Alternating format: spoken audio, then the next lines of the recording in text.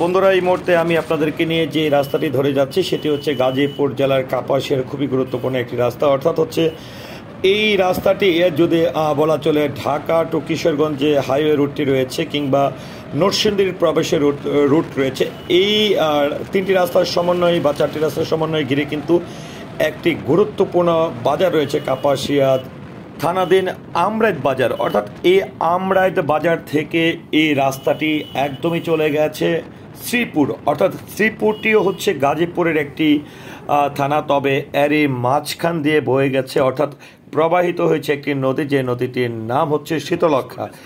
আর আমি একদমই শীতলক্ষার কাছ থেকে এখানে যে একটি খেয়াপাড়া পাড় রয়েছে, অর্থাৎ এপারে কাপাসিয়া, ওপারে হচ্ছে শ্রীপুর থানা। তো সেই রাস্তা ধরে কিন্তু আপনাদেরকে আমি একটু দেখানোর চেষ্টা করছি যে গাজীপুরের এই আমরাইত বাজার থেকে শ্রীপুরের রাস্তায় যেতে হলে যে কিংবা আপনারা যদি শীতলক্ষা নদীর সেদিকটা যান, তাহলে আসলে এই যে রাস্তাটি ধরে আসলে কতটা সৌন্দর্যপূর্ণ রাস্তা এবং দুই লেনের রাস্তা। আর এই রাস্তাটি ধরে কিন্তু আপনারা আরেকজন গুরুত্বপূর্ণ একজন মানুষের বাড়িতেও যেতে পারবেন, যিনি বাংলাদেশের প্রথম প্রধানমন্ত্রী ছিলেন, অর্থাৎ বাংলাদেশের ইতিহাসের প্রথম প্রধানমন্ত্রী শহীদ তাজউদ্দিন আহমেদের বাড়ি। তো এই যে আপনাদের এই আমরাইত বাজার থেকে কিন্তু আপনারা যদি গোসিংহার রাস্তাটি ধরে যান, তাহলেই কিন্তু পেয়ে যাবেন বাংলাদেশের সেই অন্যতম একজন নেতা এবং শহীদ তাজউদ্দিন আহমেদ, যিনি বাংলাদেশের প্রথম প্রধানমন্ত্রী ছিলেন।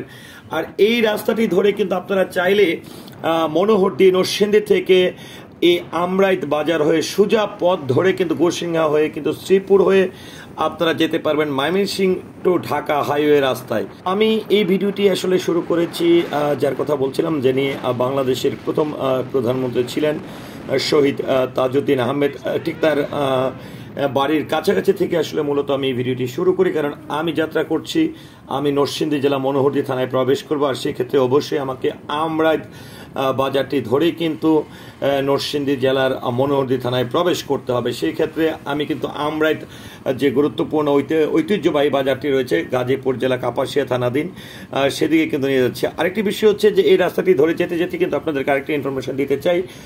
আপনারা যারা ঢাকা থেকে কিংবা ময়মনসিংহ রুট থেকে শ্রীপুর হয়ে এই যে গোসিংহা যে খেয়াপাড়া পার্টি রয়েছে সেটি অতিক্রম করে আপনারা কিন্তু এই রাস্তাটি ধরে কিশোরগঞ্জ, ভৈরব, ঢাকা টু সিলেট হাইওয়ের দিকে কিংবা নরসিংদী, মনোহরদী, শিবপুর, বেলাব এই সকল থানাগুলোতে যেতে পারবেন।